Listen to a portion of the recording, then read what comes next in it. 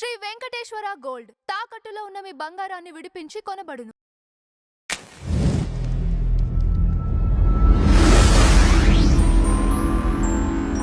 Sir, నటకిరీటి Rajendra Prasad గారికి Padmashri award రావటం, ఒక డబ్బింగ్ ఆర్టిస్ట్గా మొదలైన ఆయన ప్రయాణం ఈరోజు పద్మశ్రీ అవార్డు అందుకోవటం వరకు ఎలా సాగింది? ఆయన జీవిత ప్రయాణం గురించి మీ మాటల్లో సార్. అంటే డబ్బింగ్ ఆర్టిస్ట్గా ప్రయాణము దానికంటే కూడా ఆయన స్నేహం సినిమాలో నటించాడు. బాపు గారి స్నేహం సినిమాలో మొదటిసారి ఒక విలన్ షేడ్స్ ఉన్నటువంటి క్యారెక్టర్లో కనిపించాడు. ఒక అంటే స్కూల్ స్టూడెంట్గానే కనిపిస్తాడు ఆ సినిమాలో. ఓ విద్యార్థి పాత్రే కానీ కొంచెం క్రూయల్ క్యారెక్టర్. ఆ క్యారెక్టర్తో ఆయన మొదటిసారిగా కెమెరా ముందుకు వచ్చాడు. ఆ తర్వాత అదే బాపు గారితో పెళ్లి పుస్తకం, తర్వాత మిస్టర్ పెళ్ళాం, ఈ సినిమాలు రెండు చేశాడు. పెళ్లి పుస్తకం బాగానే ఆడింది, అలాగే మిస్టర్ పెళ్ళాం కూడా బాగానే ఆడింది. రాంబంటు అని ఆయన రాజేంద్ర ప్రసాద్ సొంత బ్యానర్లో బాపు గారితో తీసిన సినిమా, అది దెబ్బతింది. ఆ తర్వాత ఆయన సొంత చిత్ర నిర్మాణం కూడా ఆపేశాడు, ఇంకా వద్దు అని. మేడం అని అంతకుముందు ఒక సినిమా చేశాడు సంగీతం గారి డైరెక్షన్లో. అది కొంత వెరైటీగా నడుస్తుంది సినిమా. అది నిజంగానే జనాలకి కొంత మేరకు కనెక్ట్ అయింది, చూశారు. ఆ సినిమాకి డబ్బులు వచ్చాయి, కానీ రాంబంటు ఇబ్బంది పెట్టింది. అయితే ఈయన ప్రయాణం మొదలైంది నిమ్మకూరులో, రామారావు గారి ఊరిలో మొదలైంది. వాళ్ళ ఇంటి వెనకాల ఉండే ఇంట్లో. అలా ఆయనకి చిన్నప్పటి నుంచి ఎన్టీ రామారావు గారి కుటుంబంతో ఒక అనుబంధం ఉంది. రామారావు గారు ఎప్పుడైనా ఆయన విజయవాడ వచ్చినప్పుడు వీళ్ళింటి నుంచే క్యారేజీ వెళ్ళేదట. ఆయనే చెప్పుకున్నాడు ఆ విషయం, రాజేంద్ర ప్రసాదే. అలా ఆ ఫ్యామిలీతో ఉన్న రిలేషన్స్లో నుంచి ఈయన సినిమా నటుడు కావాలని మెడ్రాస్ వెళ్ళాడు. అప్పటికి ఇంజనీరింగ్ చదివాడు ఈయన. ఇంజనీరింగ్ చదివినప్పటికీ సినిమాల్లోకి వెళ్ళాలనే కోరికతో మెడ్రాస్ చేరాడు.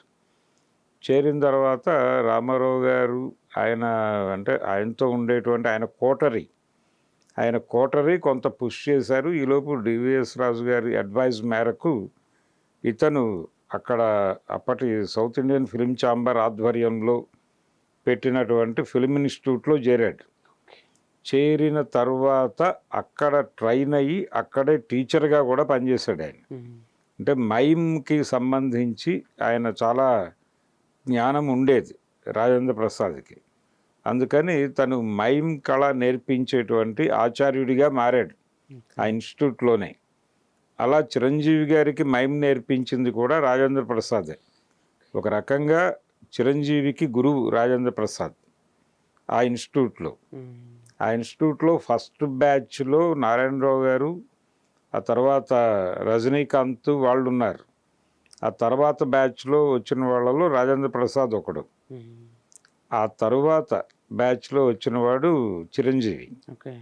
అలా ఒక 3-4 బ్యాచ్లు మాత్రమే బయటకు వచ్చాయి. తర్వాత అడయార్ ఇన్స్టిట్యూట్ కోసమని ఇది మూసారు.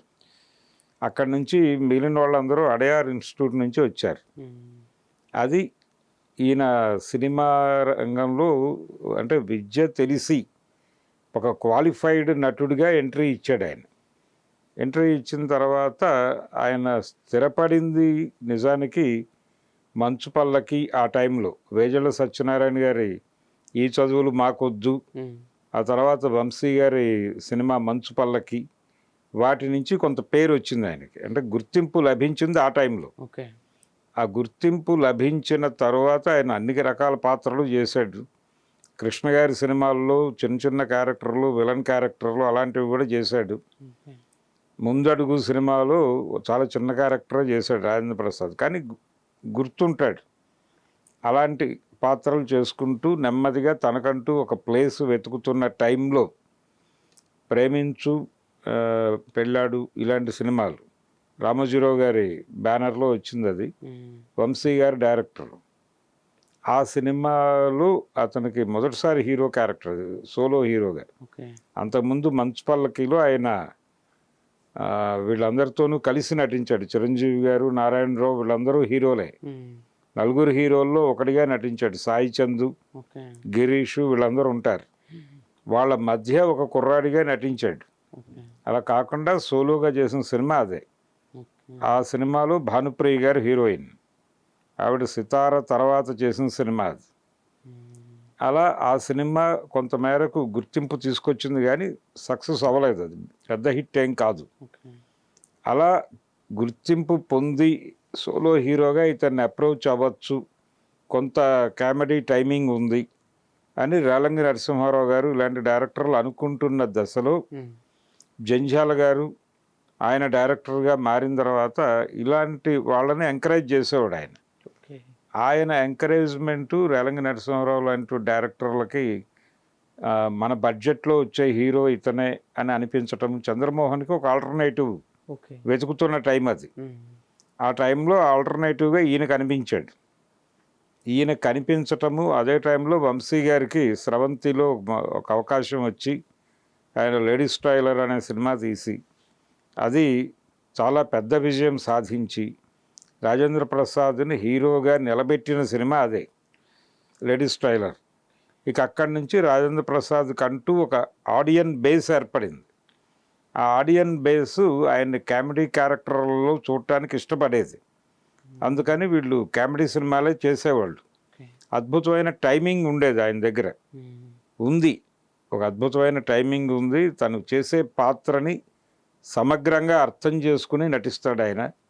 ఏ క్యారెక్టర్ చేసినా, అది హీరో పాత్ర అనే కాదు, తర్వాత క్యారెక్టర్ రోల్స్ కూడా చేస్తున్నాడు ఈ మధ్య. ఆయన క్యారెక్టర్ రోల్స్ని కూడా ఆయన అడాప్ట్ చేసుకునే పద్ధతి బాగుంటుంది. నటుడిగా ఆ క్యారెక్టర్లో ఉన్న వ్యక్తి ఎలా బిహేవ్ చేస్తాడో కొంత అంచనా వేసుకుని తన నటనకి ఆ పరిధిని నిర్ణయించుకుంటాడు ఆయన. అందుకని అతను చేసిన ప్రతి క్యారెక్టరు జనాలకి కనెక్ట్ అవుతుంది.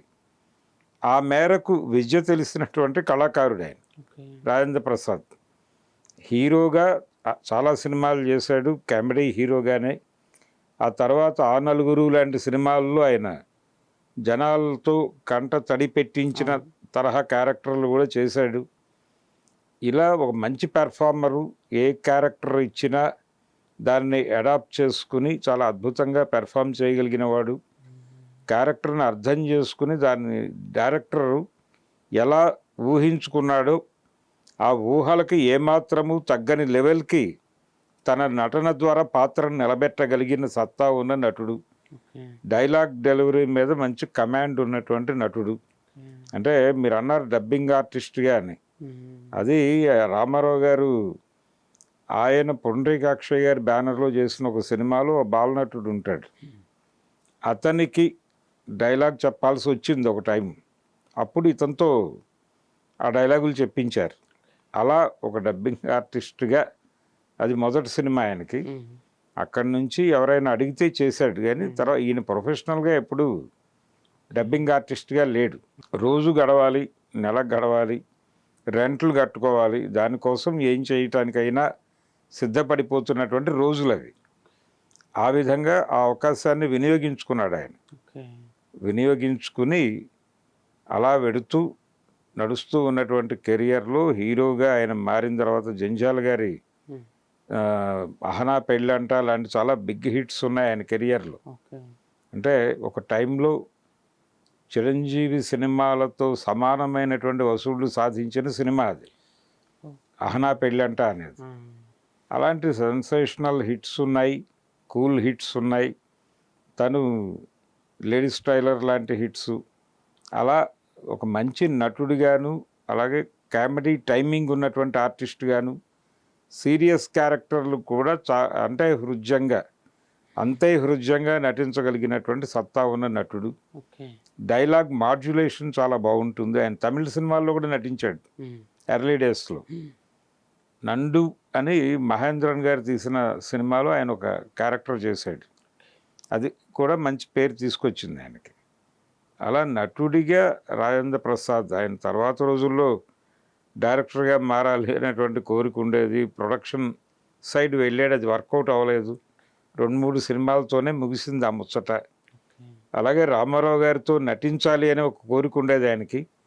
శ్రీనాథ కవి సార్వభౌమ అనే సినిమాతో ఆ కోరిక కూడా తీరింది.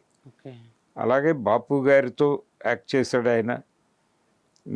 అంటే ఆయనతో నటించటం అనేది చాలామంది హీరోలకి ఒక కళ. ఓకే.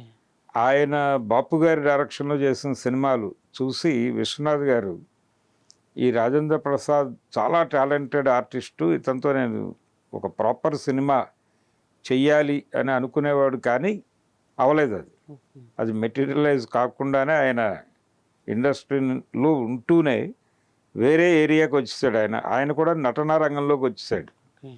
దాంతో అది కార్యరూపం దాల్చలేదు. ఉమ్. అలా రాజేంద్ర ప్రసాద్ని ఇప్పటికీ ఇమిటేట్ చేసేవాళ్ళు ఉన్నారు. ఇప్పటికీ ఆయన వదిలేసి వెళ్ళిన స్థానం కోసం పోటీ జరుగుతూనే ఉంది.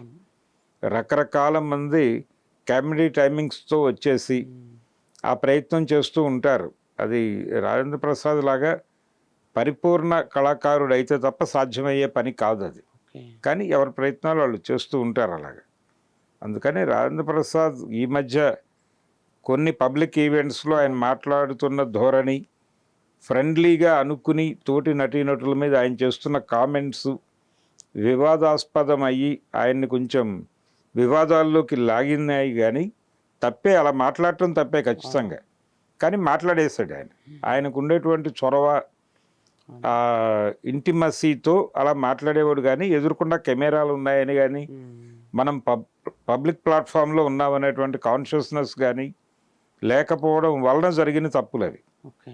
ఆ విధంగా రాజేంద్ర ప్రసాద్ ఈ మధ్య కొంచెం వివాదాస్పదంగా మారాడు. మధ్యలో సారీ చెప్పాడు.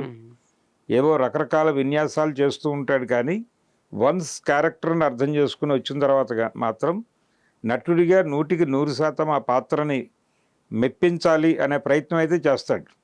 అందుకని తెలుగు వాళ్ళకు ఒక మంచి నటుడిగా అతను ఎప్పటికీ గుర్తుంటాడు రాజేంద్ర ప్రసాద్. ఓకే. డెఫినెట్గా అతని పట్ల ప్రజలకు ఒక సదభిప్రాయమే ఉంది. ఎన్ని వివాదాలు ఉన్నప్పటికీ తన సినిమాకి వెళ్తే కొంత బయట బాధలు మర్చిపోతాం అనే ఒక ఫీలింగ్ ఉంది చాలామంది గృహిణుల్లో. అది పాజిటివ్ అంశం రాజేంద్ర ప్రసాద్ కెరియర్కి సంబంధించి. ఓకే. అలా ఎన్టీ రామారావు గారి ఊరు నుంచి మొదలై తిరిగి పద్మశ్రీ తీసుకున్నటువంటి నటుడిగా కూడా ఆయన చరిత్రలో ఒక రికార్డు కొట్టాడని నేను అనుకుంటున్నాను.